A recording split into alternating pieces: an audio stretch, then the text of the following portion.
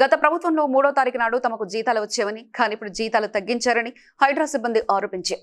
గత ప్రభుత్వంలో ఈవీడీఎం కింద ఇన్సూరెన్స్ ఉండేది, ఇప్పుడు అది కూడా లేదని, ఎస్ఎల్బీసీ టన్నెల్ కూలిపోతే మా హైడ్రా సిబ్బంది లోపలికి వెళ్లి రెస్క్యూ చేశామని, ఏ పెద్ద ఆఫీసర్ లోపలికి రాలేదని, కానీ మాకు కనీసం ఇన్సూరెన్స్ కూడా రాలేదని ఆరోపించారు. లేకపోతే మాకేమైనా ఎమర్జెన్సీ యాక్సిడెంట్ అయినా ఇంకేదైనా కూడా ఏ ఒక్క ఇన్సూరెన్స్ లేదు. ప్రస్తుతం మేము గత ఈవీడీఎం ఉన్నంత వరకు మాకు ఇన్సూరెన్స్లు ఉన్నాయి. హైడ్రా వచ్చిన తర్వాత రంగనాథ్ సార్ని అడిగినాము, చేస్తామని చెప్పారు, కానీ ఈ రోజు వరకు కూడా ఏ ఒక్క ఇన్సూరెన్స్ లేదు.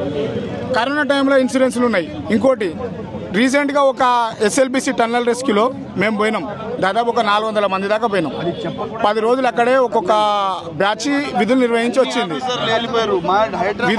వచ్చింది. లోపలికి ఏ ఒక్క పెద్ద ఆఫీసర్ పోలేదు. ఓన్లీ హైడ్రా తోటే లోపల పని అయింది.